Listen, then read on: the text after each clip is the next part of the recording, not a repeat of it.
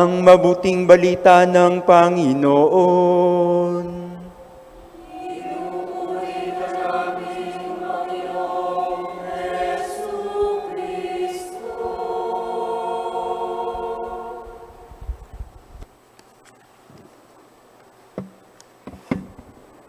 Magandang hapon po sa atin pong lahat.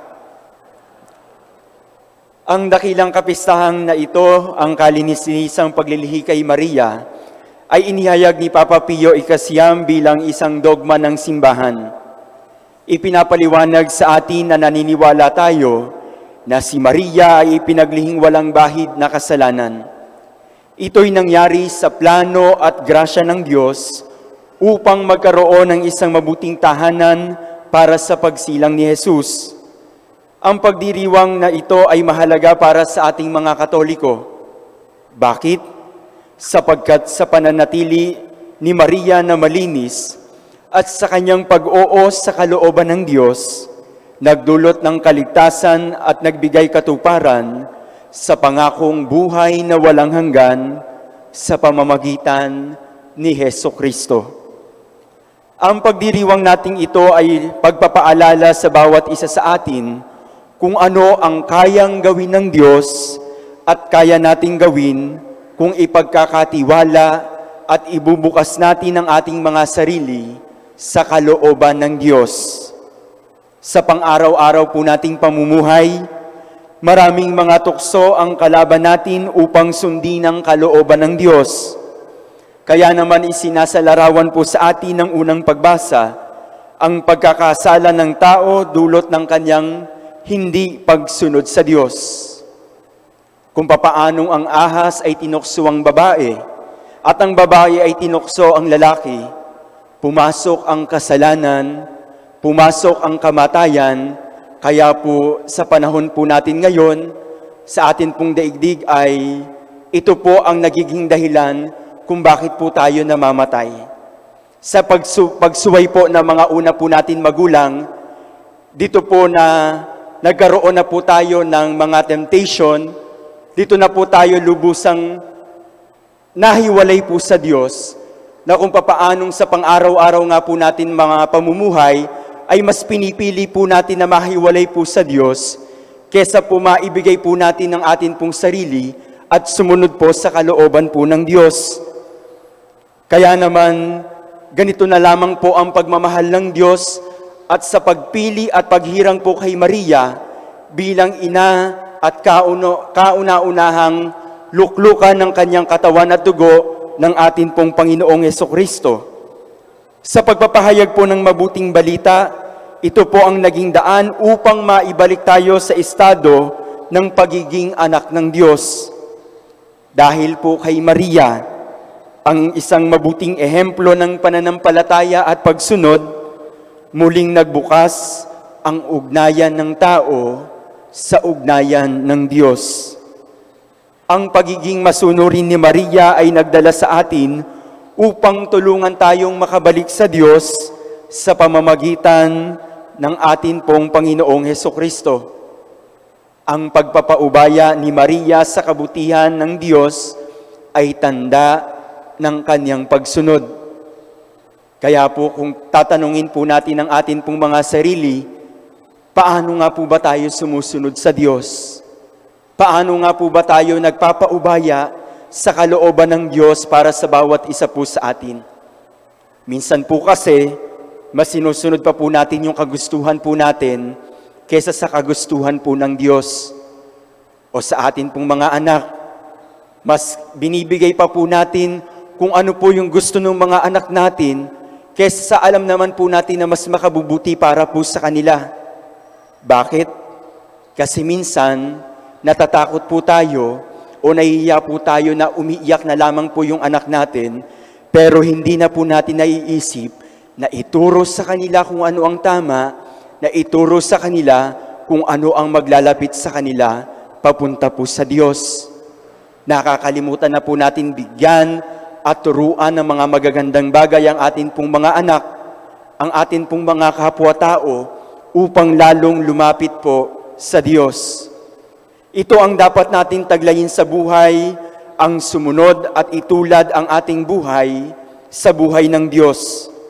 Kung tayo ay papasakop sa kapangyarihan ng Diyos, mapapalaya tayo sa ating mga kasalanan.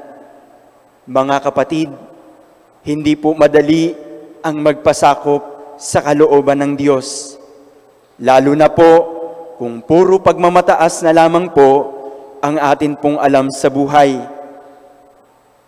Noong ako po ay nawalan po ng magulang, nawalan po ako ng tatay, nawalan po ako ng kapatid, sa loob lamang po ng isang taon, ito po yung pinagdasal ko po sa Diyos. Sabi ko po kasi noon, Lord, ayoko na po. Kasi ang sabi po ninyo, sumunod lang po sa inyo, kayo na po ang bahala sa pamilya ko. Ang sabi po ninyo, sumunod lang at maglingkod sa inyo, kayo na yung magbibigay ng biyaya sa pamilya ko. Pero sa kabila po ng ito, nawalan po ako ng tatay, nawalan po ako ng kapatid. Opo, nandoon po yung pagtatanong, nandoon po yung pagsisisi sa Diyos, pero alam niyo po kung ano po yung ipinakita ng Diyos po sa akin pong buhay at sa amin pong pamilya. Sa mga pagsubok po na dumaan po sa amin pong buhay na iyon, wala po pala kaming ibang kakapitan kung hindi ang Diyos pa rin po. Doon ko po natutong ipaubaya ng lalo't higit ang aking pong sarili at ang aking pong bukasyon po sa Diyos. Doon ko po lalong ipinaubaya at ibinukas ang aking pong sarili kung ano po ba ang plano ng Diyos para sa akin pong buhay. 3 beses na po akong nagtangkang lumabas po ng seminaryo. 3 beses ko na pong gustong lumabas ng seminaryo. Pero dahil po siguro sa pagpapaubaya sa kalooban po ng Diyos, kahit anong hirap, kahit po anong pagsubok sa buhay, kahit ano po ang pagdaanan po namin sa amin pong pamilya, lagi po akong tumitingin sa Diyos. Lagi po akong nagdarasal po sa Diyos.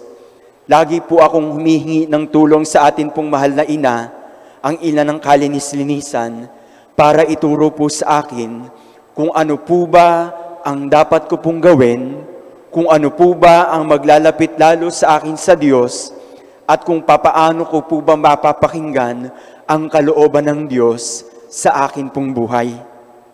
Kinakailangan ko po palang lalong magpakumbaba. Kinakailangan ko po palang lalong ibukas ang akin pong sarili, sapagkat sa patuloy na pagbubukas ng akin pong sarili sa kalooban po ng Diyos, lalo na po ngayong nasa orden na po ako ng pagkadiakono, doon ko po siguro lalong makikita ang tagumpay na ibibigay po ng Diyos o ibinibigay po ng Diyos sa akin pong buhay. At gayon din po sa bawat isa po sa inyo.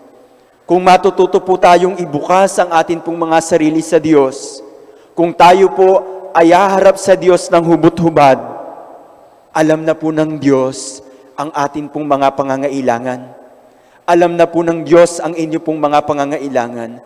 Kahit ano pong pagsubok ng buhay, kahit ano pong bigat ang nararamdaman po ng problema ninyo sa araw-araw, alam ng Diyos ang inyo pong pinagdaraanan. Ano po ang kailangan po natin? Ang kailangan po natin ay patuloy na ibukas ang ating mga sarili sa kalooban ng Diyos. Kaya nga po sa tuwing tayo ay natutukso na gumawa ng mali, lagi po tayong magdasal. Sa tuwing tayo po ay hindi na po sumusunod sa kalooban po ng Diyos, lumapit po tayo sa atin pong mahal na Birheng Maria. Tumanaw po tayo lagi sa Kanya. Idulog natin ang ating mga kahinaan sa Kanya at hayaan natin ibulong niya tayo sa Kanyang anak na si Jesus upang tulungan tayong maging malinis at sumunod sa Diyos araw-araw. At sa huli, mga minamahal kong kapatid, sabi nga ni Apostol San Pablo sa mga taga-Efeso, magpasalamat tayo sa Diyos at Ama ng ating Panginoong Hesukristo dahil pinagkalooban niya tayo ng pagpapalang espiritual dahil sa pakikiisa natin kay Kristo sa pamamagitan ni Maria na atin pong ina at sa pagdiriwang ng banal na Eucharistia, lalo po tayong napapalapit at lalo po tayong napapalinis sa pagtanggap po natin ng katawan at dugo ng atin pong Panginoong Heso Kristo. Nililinis po niya tayo sa atin pong mga kasalanan upang lalong ibalik po tayo sa Diyos na ating Ama na patuloy na naghihintay sa atin pong mga taong makasalanan. Naririyan si Maria, laging umaagapay, laging nagdarasal, handang tumulong para sa bawat isa po sa atin. Naririyaan ng atin pong Panginoong Hesukristo ang mabuting ehemplo ng pagsunod upang tayo ay yakapin at upang tayo ay patuloy na akayin sa atin pong Diyos Ama na siya pong nagbibigay ng pagpapala at ng buhay na walang hanggan. Mahal na Birhen Maria, ipinaglihing walang sala, ipanalangin mo kami. Amen.